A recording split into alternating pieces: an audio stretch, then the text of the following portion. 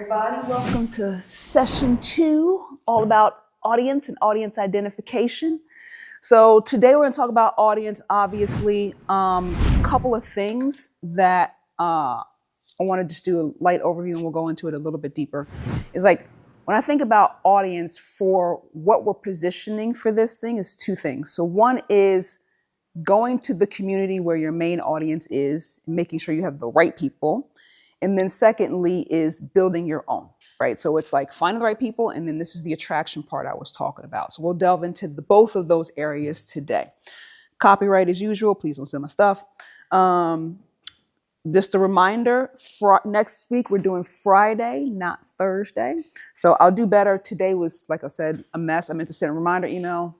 Y'all know how it is. Today was one of them days. But next week I'll send a reminder just to let you all know. I'm going to do a quick review of last week. So if you start on page 1 of your workbook, so review of last week, we talked about business philosophy. So we said there's 4 types of business philosophy. We have the first one is service. So you want to help people. You want to be about the service of others. It's about changing the way people relate to each other, relate to institutions. So being of service is about relationships. Talked about solution-based philosophies. That's all about solving a problem. And when you solve a problem, you really want to change how people behave. We talked about experience, which is, about feelings and providing an experience for somebody. And then we talked about education-oriented businesses, which is about challenging the way people think, their point of view, the status quo. And this is all about the way people think. So as a review, we talked about you can have multiple of these. That's totally fine. But we want you to focus on a primary one. So in your workbook, you just quickly circle the one that you feel is most applicable to your business, your primary business philosophy. And then again, last week we talked about categories of value. So for your audience, it's going to be very important that you identify the value that they are seeking and align that with the value you're offering. Talked about 4 categories of value. If you remember, we have functional value. So this is very practical. This is save time and money, quality, things like that. Very practical, taste, touch, smell, those sorts of things. We have emotional value. That's all about feelings. So sense of belonging, sense of security, things like that. We have life-changing value, so impacting someone's actual life, their lifestyle. So that's things like provides opportunity, improves your self-image, self-growth, things like that. And then we have social impact, which is all about the greater society, impact the community, protect the environment, affect or influence cultural norms, things like that. So again, circle the one that you think is primary applicable to your business. And then again, we talked about emotions. So the emotion that you want to evoke when your customer purchases or engages with your product or service. So we talked about the 4 core emotions: happy, mad, sad, and fear.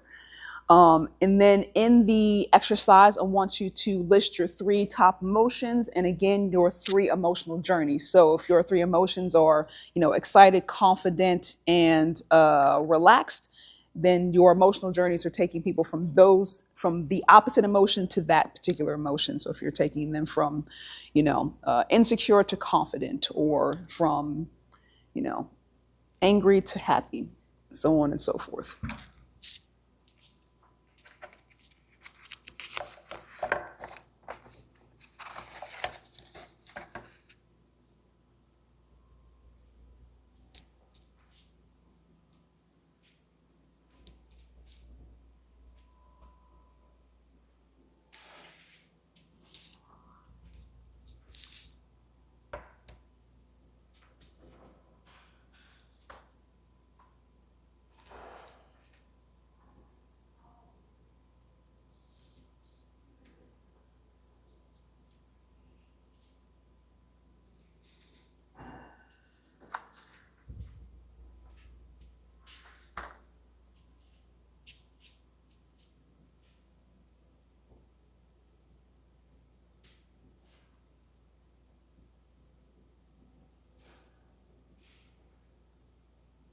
Awesome.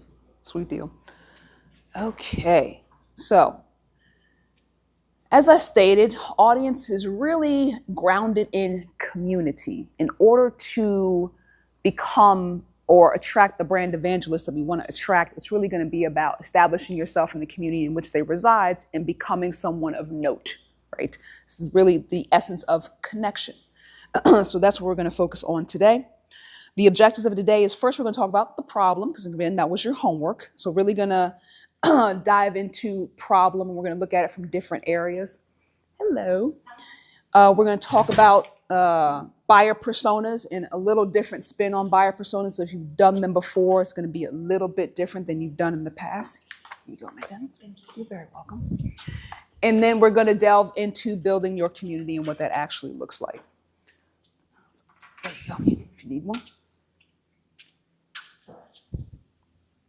Okay, the methodology here, again, going back to last week, where our definition of marketing is the communication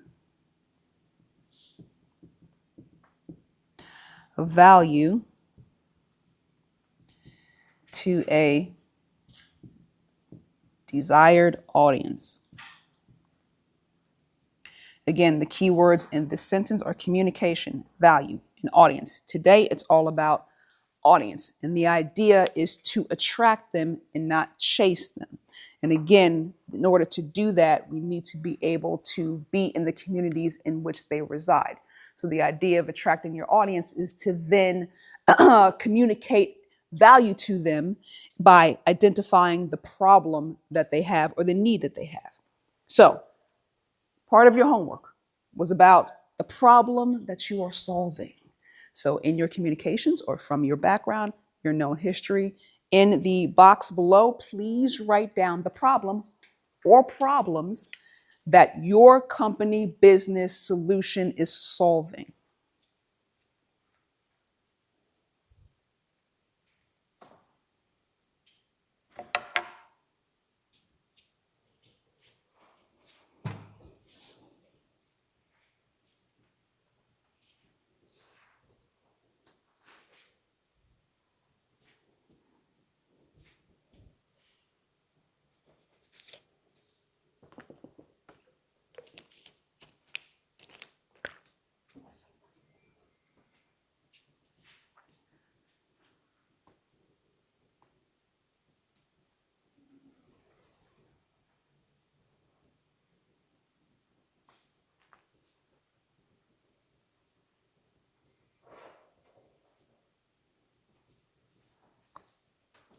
Awesome. We're going to go around. Ladies, what is the problem or problems that your business is solving? People don't want to make all the decisions for their own groups. They get decision paralysis for just their own selves. Mm-hmm. They don't have anyone to travel with. They don't want to travel alone, or they're worried that the people that they plan to travel with will flick on them. Mm-hmm. Mm-hmm. And then some people are just like, I'm not a cruise person. I don't know if I like cruising. I don't know if I want to cruise. Mm-hmm. And then the other is, like, my community's always done things X, Y, Z way. Why should we change or try something? Excellent. Yep. Love it. Awesome. All right, Thomas.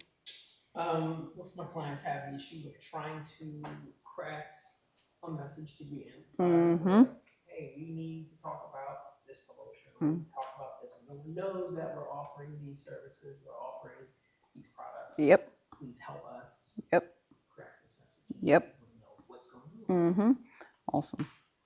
And you do video, right? Mm-hmm. Christine. Yes. So it's some surface level problems, Uh-huh. and then there's some deeper problems. You got it. Sure are. Surface level for me, it's just the convenience, the time. They don't know, so lack of knowledge. Yep. And then as far as like the deeper problems, it usually is a lack of confidence, lack of executive presence, not really knowing how to show up, what to wear that really aligns with their body shape, so they don't know how to dress their bodies. But then on the other hand, they don't love their bodies, they don't love themselves. They believe certain things that aren't true, and they, I guess, are set in their ways. Stuck. Awesome. You guys are amazing. Awesome. So, beautiful. So, we're going to delve deep into this and problems. And the reason why we want to focus on problems is 4D, right?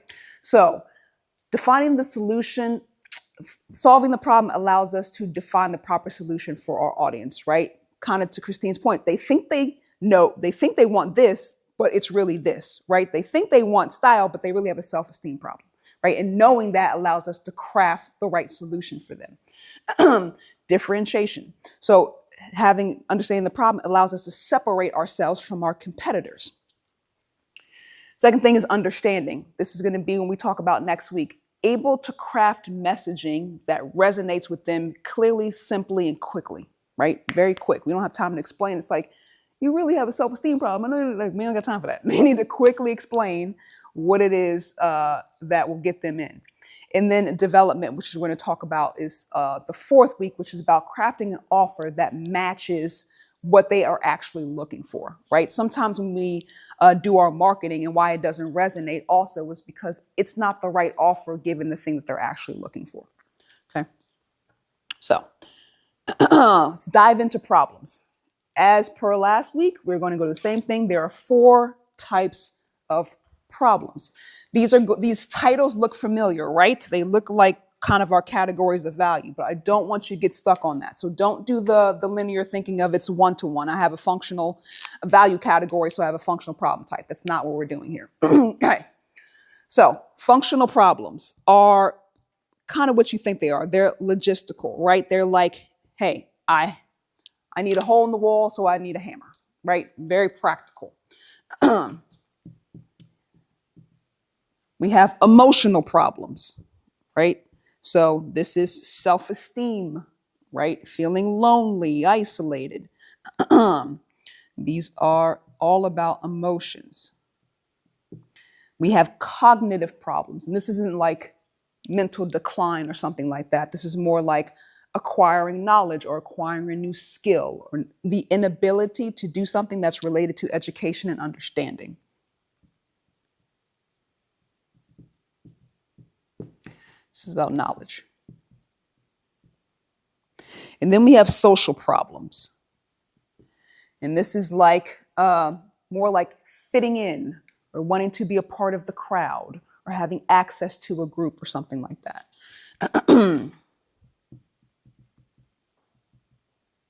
Okay. So I want you to start to think about, and you all have done a good job of identifying that there are multiple issues and layers to the issues of which your customers have that are going to span across these 4 sections. Let's dive deeper into these. So to give you an idea and start to kind of spark your brain, these are not even close to the exhaustive list of the type of problems. These are meant to kind of get you thinking along the lines and understand the concept. So functional problems is about kind of the lack of something. You don't have something tangible that you need in order to fix the problem, right? So again, like I have a hole, I lack something to help me do it, right? So this is like availability, reliability can fit in this category too. Like, information. So information is more tangible information, not like knowledge information, like instructions versus like a deep understanding of something. Emotional issues are around the feeling of something, right? So a need to feel, you feel worried or stressed or something like that, or feeling isolated or feeling excluded or feeling left out, right? These aren't necessarily what's happening, it's their perception of what's happening. We have cognitive, right? Again, it's all about sort of wanting to gain a skill, wanting to learn something, wanting to reduce the complexity of something, right? These are all kind of mental exercises. And then the social is sort of a desire for something. So a desire for status or a desire for recognition or wanting to feel needed or wanting to feel in control. Okay. So let's dive one step deeper into this too as well. So social problems are really about the outside world, right? It's your need or desire to have something the outside world isn't giving you. Again, I'm not getting recognition. I'm not getting control. I'm not getting understanding. I'm not getting something from someone else on the outside. Functional problems are about physical objects, right? I just need something physical, something tangible to complete a task or solve my problem for me. Emotional problems are about emotions, speak for themselves. And then cognitive problems are about the mind, okay? So let's go back one. Our next exercise is of the problems you listed, right? I want you to align them in the appropriate box. So for Wendy and Elizabeth, like lack of reliability would go in the functional box. You know, needing to be a part of the crowd and wanting to be with other people, that's in the social box, you know, so on and so forth. So align your problems with the appropriate problem type. If anything else sparks your mind or whatever, write it down. Do the second part of this exercise. So the bottom part of this is this little T-chart. And for one thing, I have to correct a mistake on it. So you have the internal and external. For the bottom two, need and desire, can you swap those two? So need needs to be under internal and desire needs to be under external. Typo there on my part.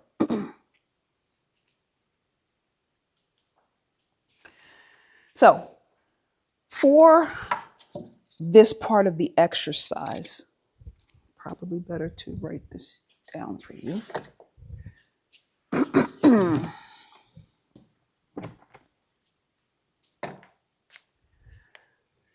Social problems and functional problems are really about external, right? And functional. They're the outside. So social, you want the solution is an outside problem, and functional is an outside thing. You need a tool or something outside of yourself to correct that. And emotional and cognitive problems are internal. Right? They're about your emotions and about your mind. They're about the self.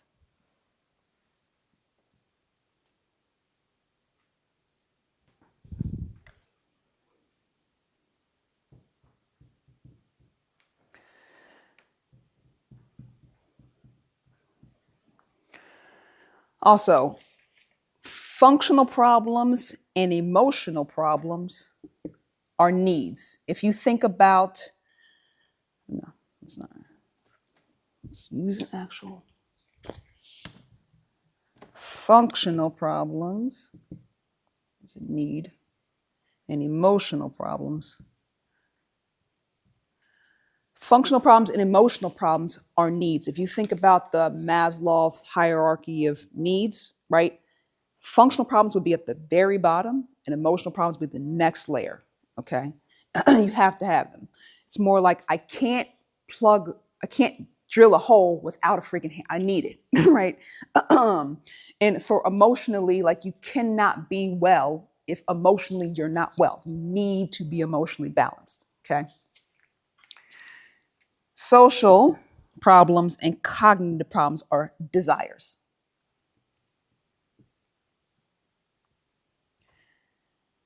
They are not necessary. You can function without an additional set of knowledge. Like if you don't know how to play the piano, you're going to be fine, right? It's a desire.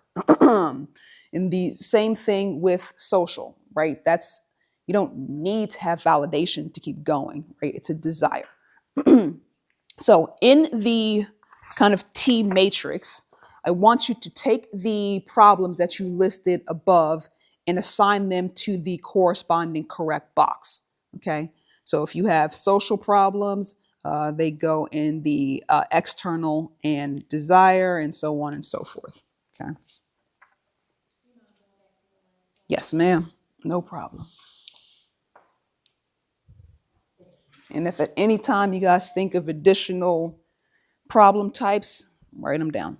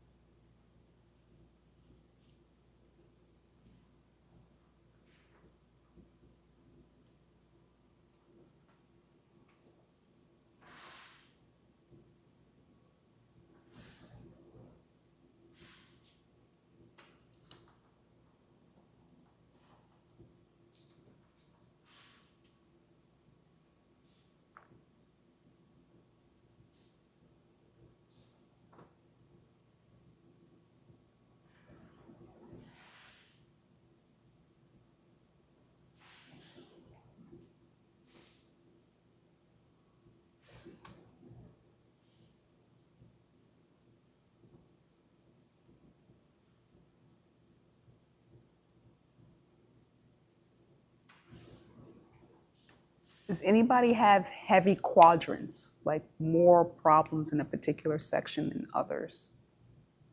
Or are they pretty even? I would say my emotional is pretty heavy. Mm-hmm. And also functional. Mm-hmm. Mm-hmm. Functional. Makes sense. How about you ladies? You kind of got a yeah, a mismatch. 'Cause you got to kind of doing two things at once. You're doing community and travel, so it makes complete sense. Okay, I can definitely see that for sure. Yeah, I would expect you, Christine, to have more social. Emotional makes sense. Yeah, yeah. Desire is there. Mm-hmm. I don't think they relate that to fashion, Probably not. which is the part that's Right. Right. Mm-hmm. Probably not. That's what we're going to work through next week is how to kind of not explicitly say things, but still connect in a way that's hitting those things. But yeah, for sure. So again, the exercises that we went to is to help you kind of think about your problems from different angles in different ways. One of the things about problem solving in general and why people struggle with problem solving is because they haven't identified the problem correctly. They've misaligned the problem, right? And the way that you address that is to look at the problem from different angles, right? So it's not that you guys necessarily have the wrong problem, it's that there's layers to your problems, right? We all don't have like a one thing. Unless it's like a functional, then it's kind of like maybe it's a one-stop shop. But for the most part, if it's social and emotional, there's layers to that. And we need to understand that so we can have the correct solution to solve said problem, right? Awesome. Okay. So that's part one. Part two, we're going to get into empathy map. Has anybody ever done an empathy map before? Awesome. Fantastic. So empathy map is like is basically like a design thinking exercise to help kind of, technical people and app owners sort of get a 360 view into the psychology of their consumer. And I like it because it helps you kind of think about your target audience in a different way. Like I said, I like buyer personas from a psychological view, not a demographic view. Like just because they're 18 to 35 and live in a certain area, that don't do much for you, right? As far as messaging goes. But thinking about how they think and the way that they move and say and do, those are the things that are kind of like we want to tap into. So we're going to go through an empathy map. So empathy maps look, have one, I don't know why I'm not showing it. That's a simple version of an empathy map. You have kind of the next level one, which you're going to do. We're going to do more of like the one that's in your book with the extra 2 steps in there. So the first part and the questions on the screen are to guide you. I'm going to have you think about it a different way because that's more of the technical view of like an empathy map.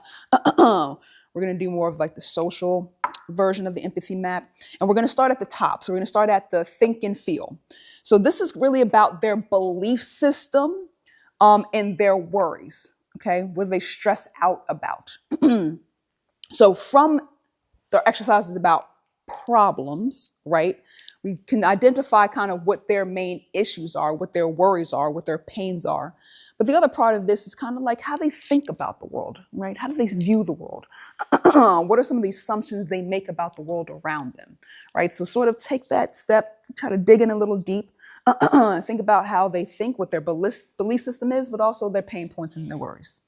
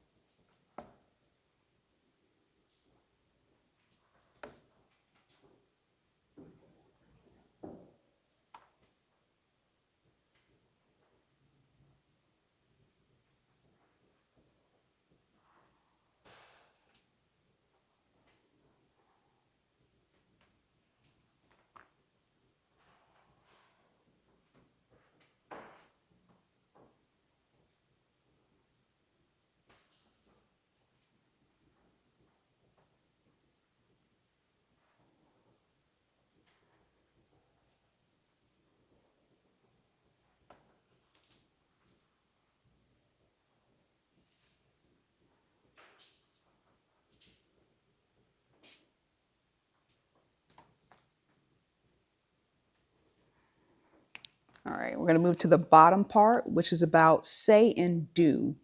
What are some of the things they say and do? So this could be common terminology, common language, phrases you hear them say all the time.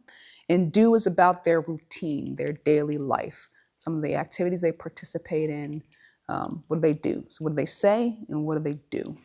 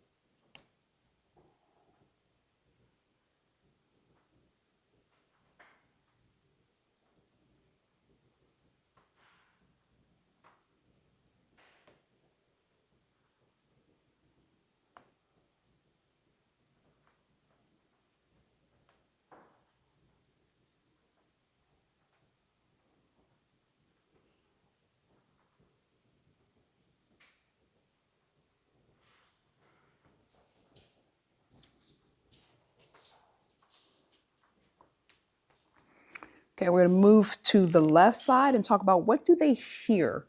So what are their sources of information?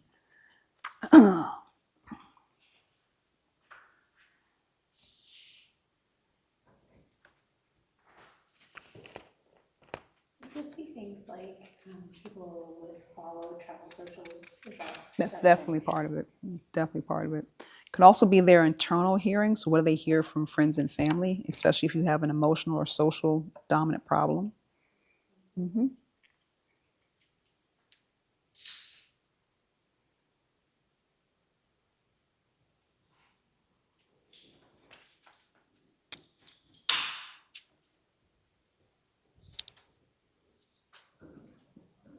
Having a bit of a struggle. Yeah.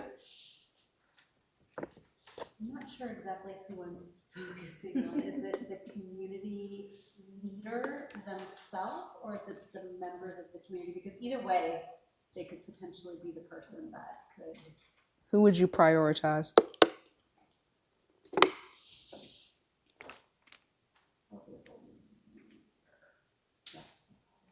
Would you prioritize? The opposite? No, no. Okay. I was like, don't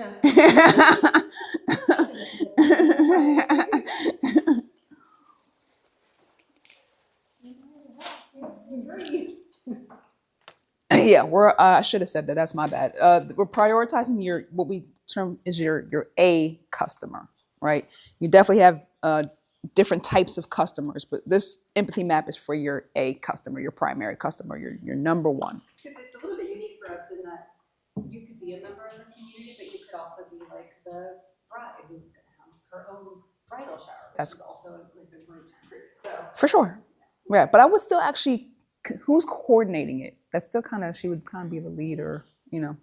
Mm-hmm. Mm-hmm. Here's your point of contact for all the details.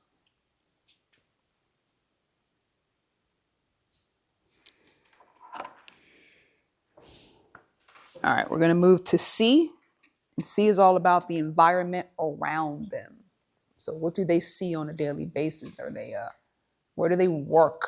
Where do they do their extracurricular activities? What do they see? What do they visualize on a daily basis?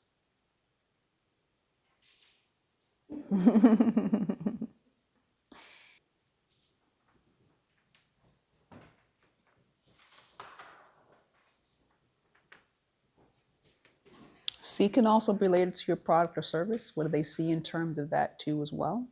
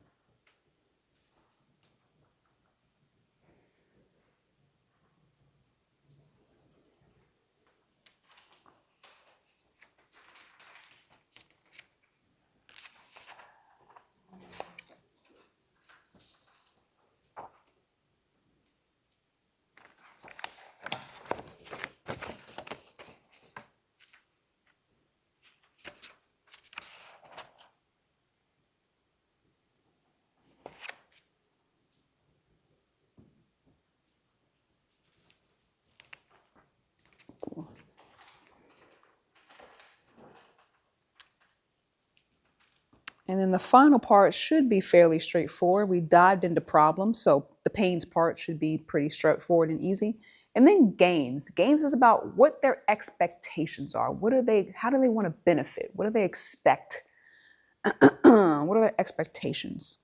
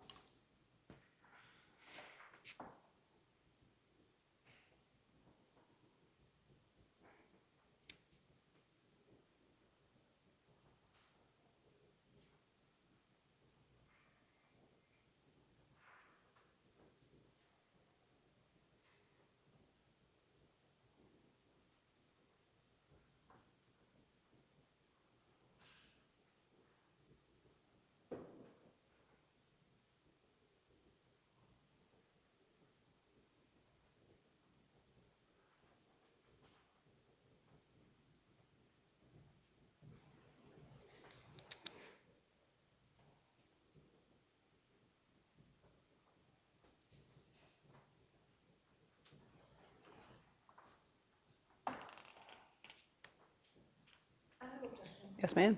What if you want your target audience to gain something, but they don't know that they need to gain that? Explain. If that makes sense. What are you thinking? Like you want to transform their life, you want to shift their mindset, but they're not looking for that. They're looking for just new clothes.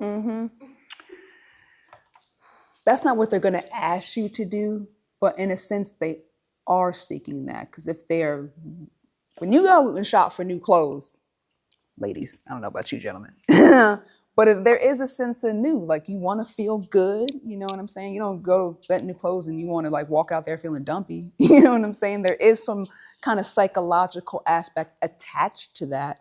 So they're not going to say that to you, but I feel like it's there. And if you kind of speak to that, right, I still think that that's probably going to be powerful for your audience. So I would say that's a gain, even though they may not explicitly say it. I would say write it down.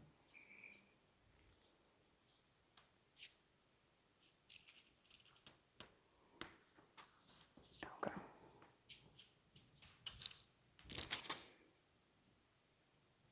Okay. We're going to quickly talk about identity. So the one thing that we need to keep in mind with our target customers or anybody we're talking to in our audience is that everybody is a multi-dimensional person, right? You're not one thing. We all flow through different identities throughout the day and throughout our entire lives, right? So you go from husband, father, wife, mother, daughter, business person, entrepreneur, teacher, right? Cyclist, marathon runner. We switch through all of these identities throughout our entire day and throughout our entire life. And really good brands are able to speak to identity. They don't speak to people. They speak to the person who you assume to be, right? Nike is talking to your inner athlete, okay? Peloton is talking to the inner fitness person in you, okay? So in the next box, as far as you can, sort of identify the top 3 to 5 identities or roles that your customer goes throughout the particular day, right? So are you dealing with mothers, executives, soccer mom, whatever, those identities that they carry, leader, traveler, business person, whoever.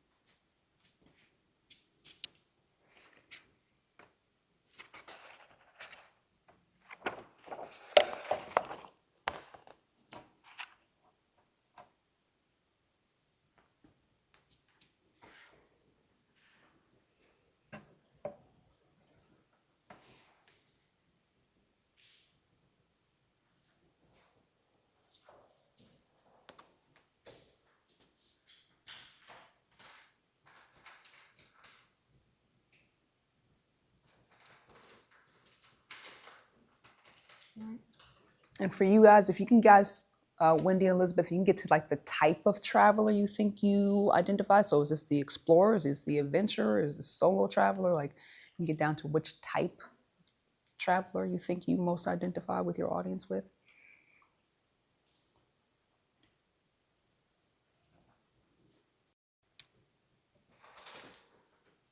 All right. I'm gonna start to piece this all together. So now we're gonna create our buyer persona, and I don't like those little funky maps, so we're just gonna write the words down because we don't. I hate those things. Picture of a person and like so stupid. So I focus on 4 core areas of a persona. Again, I don't care about demographics or their location or any of that mess. No. We want to identify their core beliefs. So their values and their principles, right? Because part of hopefully what we do with our audience is align our core beliefs with their core beliefs. Their emotional drivers, again, people are emotionally driven, okay? The challenges and obstacles, we spend time going into their pain points, their challenges, and then their goals. What do they want to accomplish? Okay, not what we want to accomplish for them, but what do they want to accomplish? Because that's what we need to speak to. Okay, so I'm going to go through an exercise just to give you an idea of sort of kind of how to think about this even further. So I'm going to give the example of a yoga studio. So the identity is kind of mindful athlete. This person is a mother, a runner, an executive. There'd be a slew of other ones before our particular identity of mindful athlete. Those are the 3 core ones, right? This person's belief system is about, they are very disciplined, right? They are a consistent person. They believe that is the core to growth. But now they're in a state of their life where they know they need balance, okay? Their emotional drivers, this person has a need to achieve and they have a need to be in control, okay? But they're coming to realize that self-care is very, very important and they're looking for yoga to help fulfill that.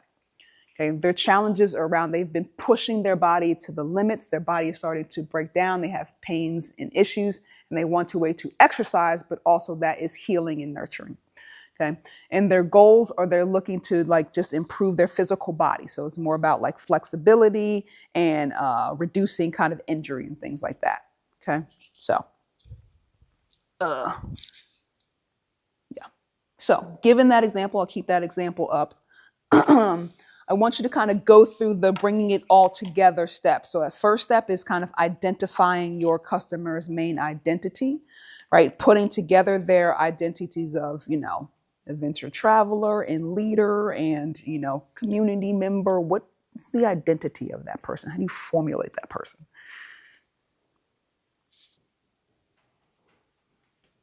Okay. And then next, dive into their core beliefs. So given the empathy map exercise that we went through, what is your picture of their core beliefs, their principles, how they go about approaching the world, their key values? What are their core beliefs?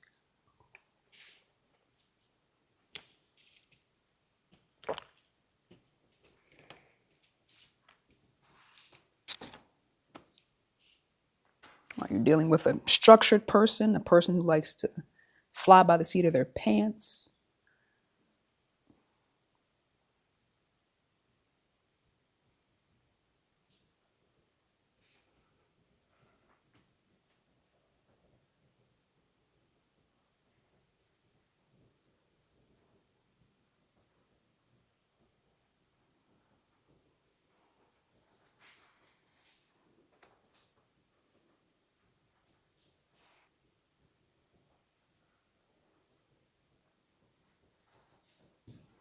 All right, what about their emotional drivers? All right. Not only how they feel about themselves, but what emotionally is driving them around the problem itself.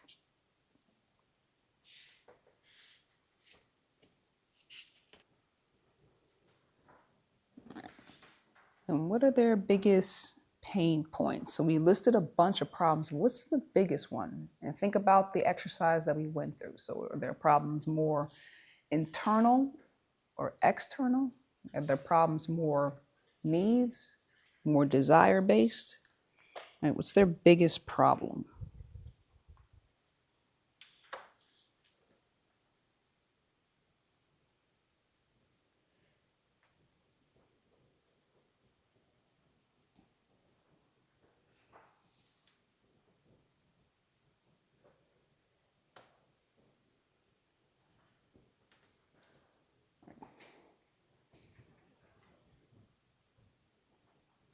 Are you giving someone a tangible solution? Are you helping them help themselves?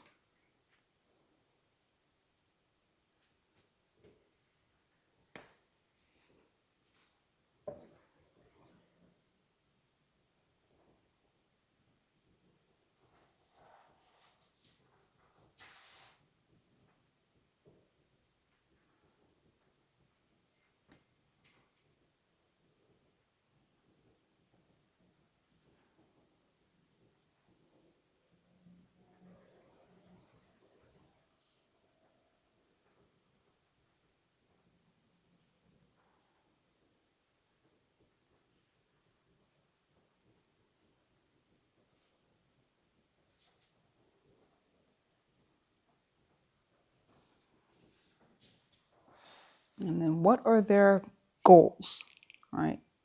If they experience your product or service, they walk away happy if what happens?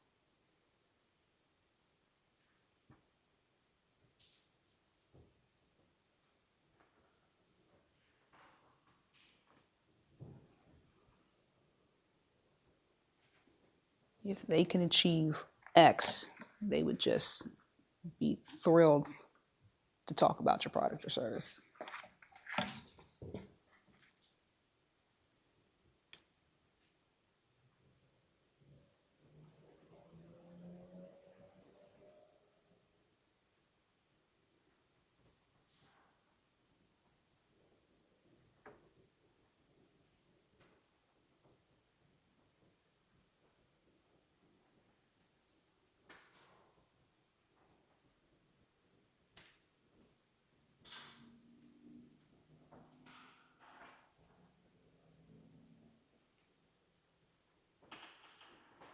Fantastic. Okay, so now we're going to move on to audience. So your customer is just one fraction of your total audience. Okay, there are multiple people who can and will make up your audience. And most importantly, there are multiple people who, beyond your customers, can help spread the message about your brand, right? And we also need to talk to them too as well. We need to cultivate those people, we need to talk to them, and we need to share our brand message so they can share it to other people. Not going to go deep into this part, but I just want to talk about the definition of audience. If you look it up, is a group witnessing an event who are either spectators or listeners. The key part of that is spectators or listeners. Are people paying attention to you or people who are not paying attention to you, right? And we need to understand that there are audience too, and not just ignore people who just we don't think are looking at us. We need to go cultivate those people too as well. Just make sure that it's the right people, not everybody. So the different types of audiences we're going to break down are 6 types. One is your customers. We know those people. Secondarily is your partners, and these are in order of importance. Partners are people who you align with, right? They're strategic collaborations. They are the next group of people who you need to cultivate because they can help you reach your target audience. They can't do it alone. We need partners. The next group of people who we need to cultivate are friendlies, are fans. These are supporters. These are people who are not necessarily going to consume or purchase our products, but they support and believe in our mission, what we're doing, and happy to share that with other people. The next group of people is those are our competitors. We need to know who they are. We don't necessarily cultivate them, but we definitely need to understand them. Second group of people is stakeholders. Stakeholders are mostly internal people to us. They are people who have a stake or claim in the problem or solution to the problem that we have. Our employees, our vendor suppliers, things like that can also help spread our message. They are also people that we need to utilize. Finally, we have haters. It's important to know who they are, okay? Every group of people have haters. They don't believe in what we're doing. They're opposed to what we're doing. They're opposed to the problem, the way that we're trying to solve the problem. They don't like us. They will follow you. They will be around you. You need to know these people. You need to identify these people, okay? Haters, we love them in a crazy way, right? Okay, so we're going to break this down. Just a different way of thinking about these different audience groups. So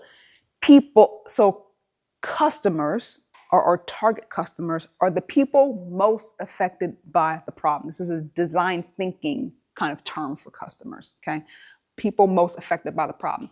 This can also give you another way of viewing your customers. So you think about the problem, who else has the same problem that I may not be thinking about?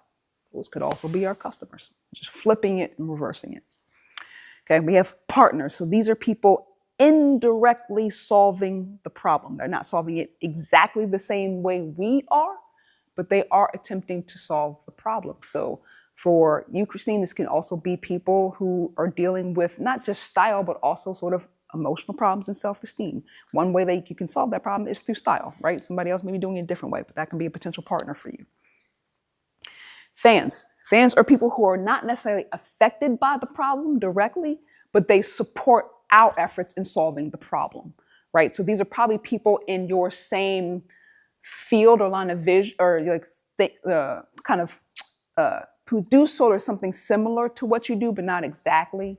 So like for you, Christine, I'm thinking maybe like people who do like makeup, not necessarily outfits or whatever, but some people still do style in some sort of way. They're not going to buy what you're doing, but they support what you're doing. It can also be like, I know this girl who does this thing.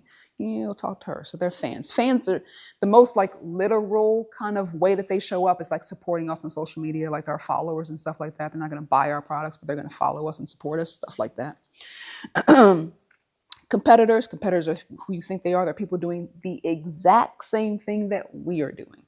Okay, even if you are friendly with them, they're still competition because they're doing the exact same thing that we are doing, right? They're solving the problem in the exact same way. Stakeholders are people or businesses who are interested in the problem or the solution to the problem, right? The key word in that sentence is interested. They care about it in some sort of way. Again, this is mostly going to be internal people to us. So those are stakeholders. They have some investment in the problem that we are solving. And then haters are people who do not believe there is a problem.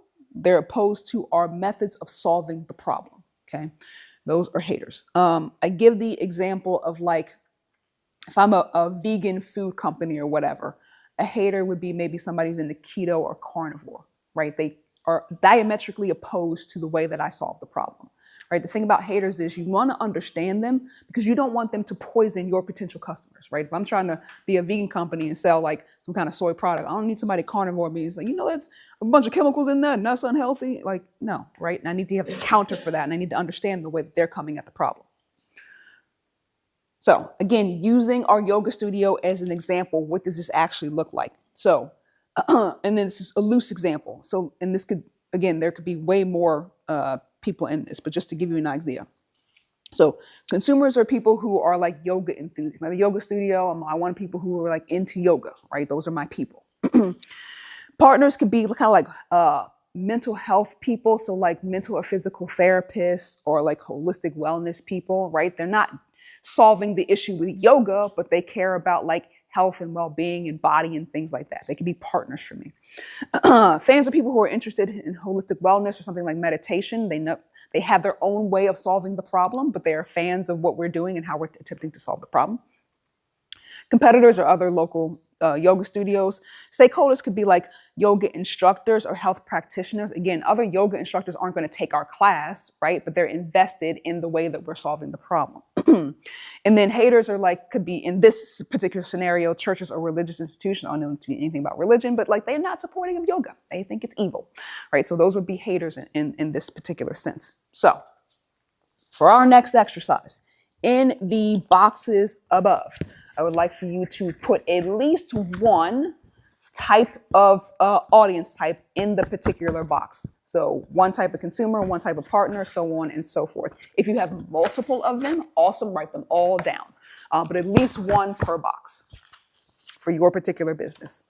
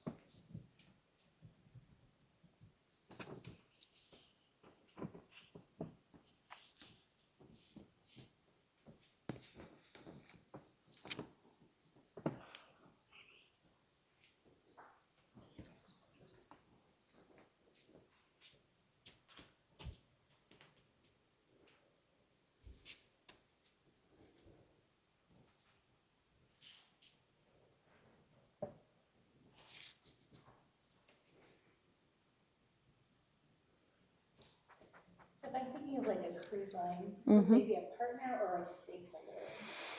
Well, that would be dependent, right? So is this cruise line, or if our angle is that we're getting to these travelers through community, it would, are they also doing community-based travel? I mean, So they not, all have groups programs. they have group programs. Yeah, I would put them more in the stakeholder category than the partner category. I doubt they would refer business to you. No, they wouldn't. They're stakeholders.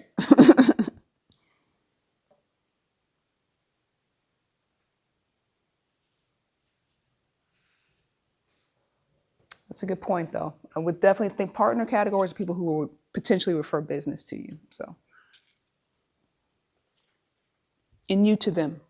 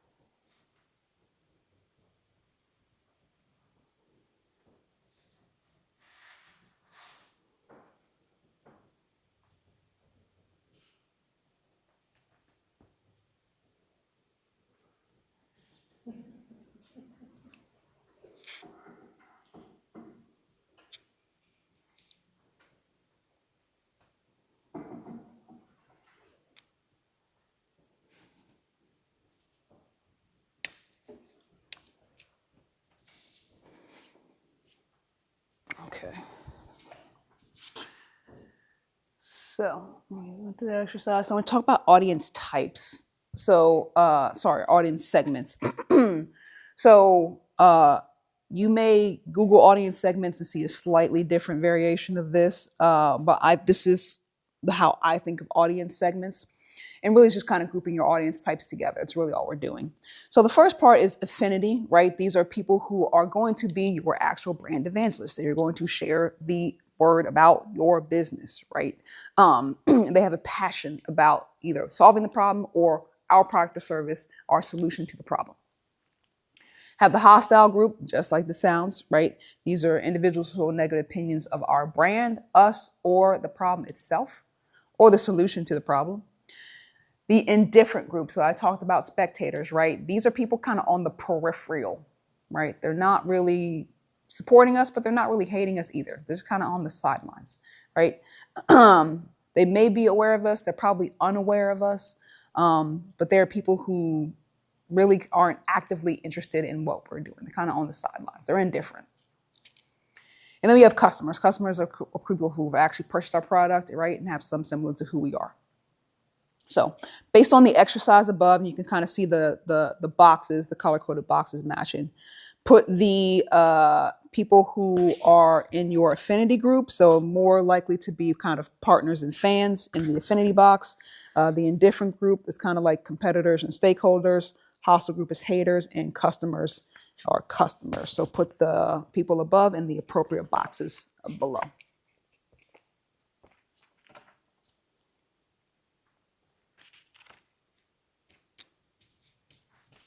Do I have an example? I do. So do have an example continuing with the yoga studio example. So our affinity group would be our wellness practitioners, our physical and mental therapists, yoga coaches, spiritual healers. Our hostile group is kind of evangelical Christians. Our indifferent group are kind of trauma survivors or people with chronic pain or weight loss seekers. They could want to do yoga. They could want to do something else. And then our customers are our fitness people and our yoga enthusiasts.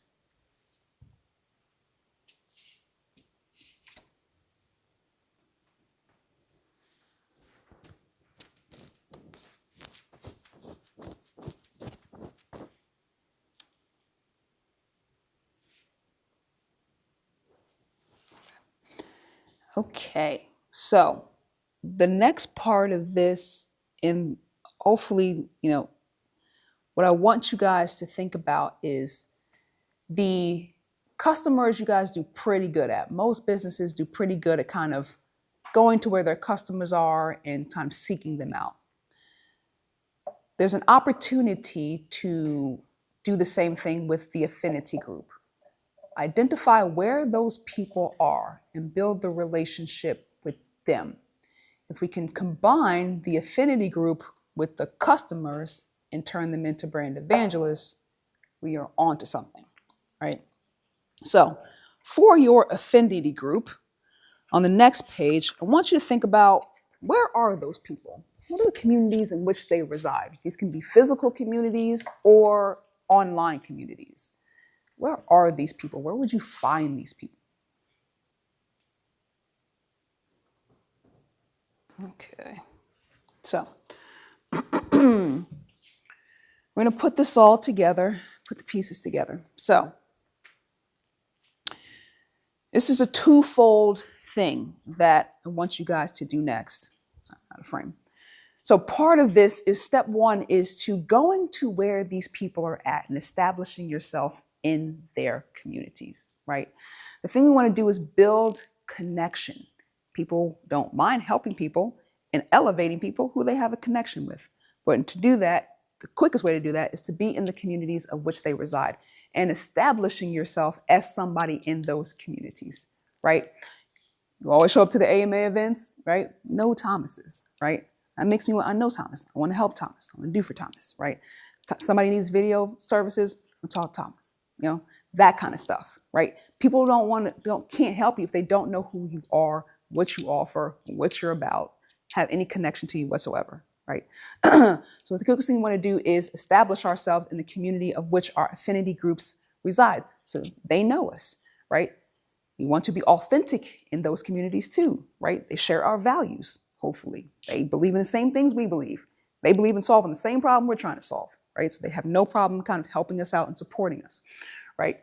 We want to position ourselves in these communities as a resource. That's what we are. We have a business. We have something that can help them out. Whether they need it or not, we want them to know about it so that they run across anybody who needs this thing, they can tell them about it, right? So that's what the messaging next week is so important. We need to tell people how they can support us in a way that is simple, easy, clean, and they can repeat to other people. Okay? And we want to be in the community because we want to give before we ask. People need to know that you are there, not to just take. Okay? And if you also give something, people don't mind helping you out as well, right? So that is the thing. So we want to establish ourselves in these communities. The second thing we want to do is bring them into our communities, right? So that is the second part of having a message, is having an offer where it brings them into what we are doing. So when you are thinking about building your database and attracting leads and having followers, right? We want to focus on the affinity group because they'll always see what we're doing and what we're up to.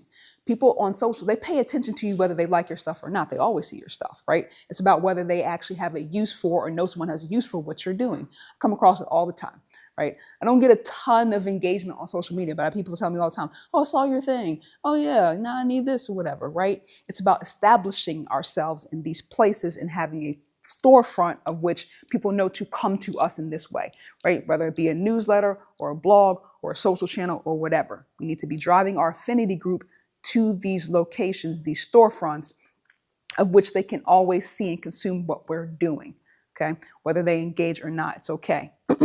So like for me, I'm always driving people to LinkedIn. It's where I spend the most time. It's where I post the most content, right? I have a website, I have a blog, newsletter. I promote that on LinkedIn, right? So whatever that is for you, that is even a physical meetup, like I have a group that I have out of North Virginia that is marketers, right? Tell people to come sign up for that. Whatever that place is for you, it doesn't matter. As long as it's authentic to you and something that you can be consistent about, we need a storefront, a focal point. It's called a locus, a central point to bring people to. So be the communities where they're at. And when you talk to them about what you do, have a place where you can send them to and build your own community. right? And we want to focus on the affinity group as well as our customers, obviously, too, of course. But the evangelist is our affinity group. Okay, no, we don't need that. Tribe, we got that. Homework to do. Part 1 is continue this list of identifying the communities of which your affinity group resides in. I would pick at least 2 to establish myself in, right? You can participate as many communities as you want to, right? But kind of establishing yourself in a community kind of being a thought leader or an influencer or someone to support, someone who's consistent in those communities who people can know, always go to, right? So pick at least 2. It can be physical or digital, it doesn't matter. But the communities in which your affinity group or your customers reside, establish yourself there. Who do you want to be in those communities, right? You want to be somebody of leadership position? Do you want to be somebody of support? How are you consistently showing up there? What do they ask of you? What can they expect of you as you continue to participate in these groups? Okay. That is your homework. And the second part of your homework is decide what your storefront is going to be. Where is your focal point? You may already have it, right? But the strategy now of this is where I'm going to gather all of my brand evangelists. They come here to learn about me, right? Again, you don't have to have one channel, but you have probably one primary place where you're driving people to, because no one's going to be like, oh, I'm going to follow you on IG and I'm going to follow you on LinkedIn and I'm going to sign up for you. They're going to do one thing. What is that one thing, right? So homework, communities, find them and decide how you want to establish yourself within them. And what is your focus? What is your focal point? Where's your storefront? Where are you setting up shop to drive everyone to understand and learn about you consistently? So if you have a newsletter or a blog, that's totally fine, as long as you're consistent with it. My only thing people in blogs is like, I did a blog and I did it for a month and I never did it. So now we have driving people to a freaking newsletter that you're not doing on a regular basis. That's not helpful, right? So where are you going to be the most consistent at? It's where you need to drive people to, okay? Wherever that is for you. That's YouTube, or if that's something video related or wherever, I don't care. Whatever it is for you, wherever you can be most consistent. Next week, I feel like I've been pumping up next week, and now I really got to bring it next week. I'm going to be talking about messaging, all about messaging. So we're going to do the exercises of everyone's favorite, a story. Yes, we're going to be doing a story. Hopefully it's a different way of approaching a story than what you've normally kind of gone through. We're definitely going to walk away next week with a story. Second part of next week is going to be distilling that story down into a sentence to maximum of simple, interesting, compelling, easy to understand what you do, what you offer, solution that you solve, right? That you can tell other people and they can tell other people, okay? Going to go through that next week. Any questions, comments, concerns about anything we went over today, the previous week, next week? Yes, ma'am. How do you know if the community you're a part of is the right? That's a great question. So one of the things is they align values. So I had this conversation the other day of people were asking about Chamber of Commerce, and every Chamber of Commerce is different. Some are great, some are absolutely terrible, right? And it's the guy was saying, I walked in the Chamber of Commerce room and everybody was it was like a club, like they were very cliquey and standoffish. That doesn't align with my values, right? Not the place for me, right? So that's a good question. So don't force community. If you don't feel good there, you don't feel like it's an accepting place and you don't belong there, don't be there, right? There are many communities. That's the beauty of it, right? There's so many different places where people are and where they commune and where they hang out, okay? Find the one that's right for you. And if it's small and niche, even better. There's less noise there, right? It's just, where are you going to establish yourself? That's all. If it's 10 people, if it's 1,000 people in the community, it doesn't matter, right? Can you establish yourself there and be consistent there? I'm a member of too many daggone communities. That's my problem. I need to get out of some of these communities. It's ridiculous. But that's the other thing too. So it's that's why I said, just narrow it down to 1 or 2 where you're really going to establish yourself at. And I show up different in different communities. There are communities I lead, and there are communities where I'm just a watcher and a participant. I just show up and observe. There are communities of which I am trying to be a thought leader and establish myself there. There are other places where it's hey, if you need some help, let me know. you know. So the other part of this is being very deliberate about how you want to show up in those communities and what capacity that you have to show up in those communities too as well. But I'd say at least one, love it to be two, where you are some sort of presence there, right? People understand, know who you are. So Wendy and Elizabeth, we know they do travel. Those are my people. When I know someone who has travel, or I know someone who wants to do that, I come to you, right? And that's like that consistent thing. So it's not a one-time thing. This is going to sustain you over the course of your entire business, right? People know who you are and know to come to you, right? It's always going to be a consistent thing. So that's the audience part and the brand evangelist part. In order to do that, though, we need a good, compelling message in order to tell them, right? We need a good story, right, that gets them interested. That's the second part of where people kind of fall down. It's like, you give me word vomit, I can't tell this to other. How am I going to explain this to somebody? I can't, right? But they got something quick and pithy to tell people, happy to share it. All right, people. That's all I got for you tonight. You've been awesome as usual. Next week, Friday, I will do better job. I forgot to send today. This week has been this week has been insane. But I will do my best to send a reminder to remind you guys that next week is Friday, not Thursday. Okay. Get home safe. Appreciate you guys. Thank you. Again, take the food. Take it. We do. My email back to you on Tuesday. You know, the week has been That's great. absolutely I just want to insane. make sure it didn't go to your No. I totally got it. I will. Seriously, I got it. I will. It's just, I have so many people I need to get back to. Oh my gosh. Okay. But we just Yes. make sure you don't. Yes, I appreciate it. Yes, I will get it. I'll get done.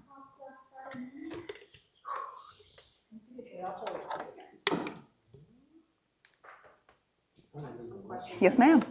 Please. I just want to make sure I'm understanding. Mhm. I struggled with the Mhm. buyer persona, Mhm. and I struggled with the haters. Yeah. Mm-hmm. So I just want to make sure I understand. So identifying your target customers being identity. Yes. So I just said hardworking businesswoman who love what she does and tends to put everyone else before herself. That would be, I would probably put that identity as what type of executive? It's a type of executive, it's a type of businesswoman. It is the selfless businesswoman.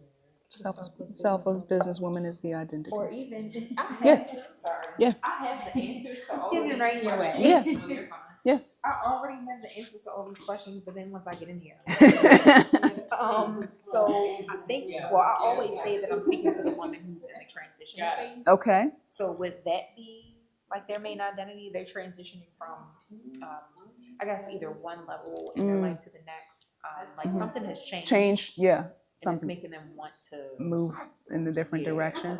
So I would say yes, but pick one. So is it transitional or is it selfless? Because those are two different talking points. So it's definitely more transition. Okay. So hardworking businesswoman who was in a transitional phase. I would say like transitional businesswoman. With the sunny weather. Bernie, I hope your week slows down. Oh, God, I hope so too. Please, Lord. Thank you, ladies. Have a good night. Drive safe.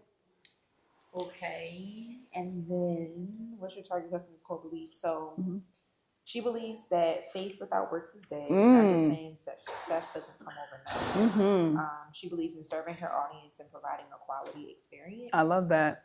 I think the service piece is definitely huge for you. I think that that's going to be a big thing that you want to identify in the messaging. We're going to go over it next week. I'm not sure how it's actually going to come across, but I feel like that's a resonant piece. Like people who will put everybody before themselves and feel like there's nothing left for them. Like speaking to that is going to be a big thing. Yeah. Yeah. Okay. And what else was I confused about? Her emotional drivers. Yeah. So I put like I have answers, but I don't know if they're right. Yeah. She's driven by the need to downsize and make intentional decisions. Okay. She understands the importance of investing in herself, but wants to be mindful of what she's investing in. I would also say that emotional drivers are still about like that kind of self-esteem and something around like others. I feel like people who put other people first feel like they don't get it back. Yeah.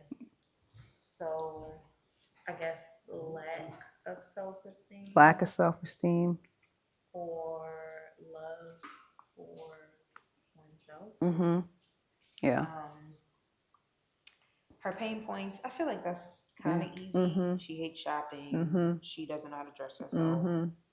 And then her goals are pretty easy too, at least I think. But those were the ones that I Okay. struggle with. Yeah. And I feel like that resonates in my content that I create because Okay. I started, instead of talking about like, you don't have time, Right. you hate shopping, Right. I started talking more about like, you either hate your body or Right. you're not really sure how to dress your body. Mm-hmm. Or like, or you're in that transitional phase, Right. which I feel like they still don't get it. They don't. One thing that I had to learn too, and I may remember to talk about this. I can't remember if I'm going to put this in or not. But loss frame versus gain frame. Mm-hmm. So like a negative connotation versus a positive one. So like hating how you feel in your body or hating how you feel in your clothes versus now feel good. I'm gonna show you how to feel good in your clothes. I'm gonna make you look good. You know what I mean? That it really does matter. And it does matter per audience, things you may want to test. But that kind of messaging, the not feeling good versus let me show you how to feel great. Yeah. Mm-hmm. Okay. Mm-hmm. Yeah. And my last thing, I'll let you go. But like my haters, like I don't know, aside from the people that feel like style is like materialistic or That's a hater. like shallow. I was gonna say But that. I don't know who that could be anybody. That could be anybody. I feel like there's I don't know if it's a direct hater, but the whole like natural beauty movement, I feel like it's the type of person that could fall in the hater category. Like I said, it's not direct, but I feel like there's some people who are just like, just show up, do the sweatpants thing and show up how you want to. Be you, girl. You know what I'm saying? Right. Which is essentially, I'm saying the same thing. Right. But you can be you in a different way. I think that's the thing too. Like, I feel like there is a sect of woman in particular who like wants to show up authentically, but doesn't understand that you were still in the world. Like there's an appropriate time for that. And I feel like tends to be a younger type of person who is like I said, I'm going to show up in sweats or whatever. You just going to accept me for who I am. And it's like, we're adults and there's a time and place to be. You have to match the appropriateness of the environment that you're in. So I don't know necessarily what the name of those people are, but I definitely run across those people where it's like, I'm just going to show up and be me and you need to accept it. And, that's not how the world works. So maybe somebody in that kind of lane. And I feel like again, it's more about like identifying those people and knowing them, because again, it's a conversation. I literally had this conversation like a college student where it's like, they were sort of saying something in that vein. Like they were more asking like, how do they show up authentically? And what does that mean? Like if my humor is a little crass or like those sorts of things. And it's like in a professional environment, you're subject to the environment, right? Like that's not dictated by you, right? So it's more like, how do you have those conversations when you run into those types of people? It's kind of like, that's where the ultimate goal is. Like, how do you still be like, this is how I solve the problem, right? I know you have your point of view, but this is my point of view of solving this particular issue. What it's about. Cool. Thank you. You're very welcome. Thank you for coming and great questions. Awesome. Thanks for asking those questions. You helped me out.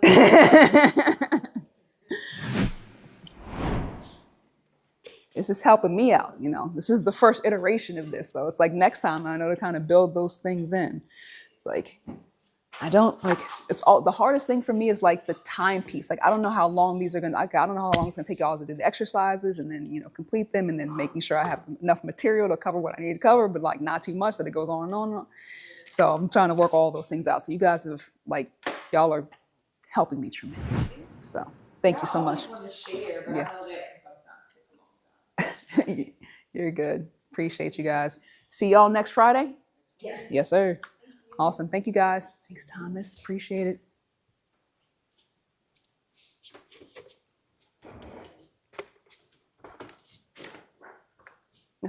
Oh, yeah. That was session 2, all about audience identification. See you all next week for level 3, all about creating a compelling message.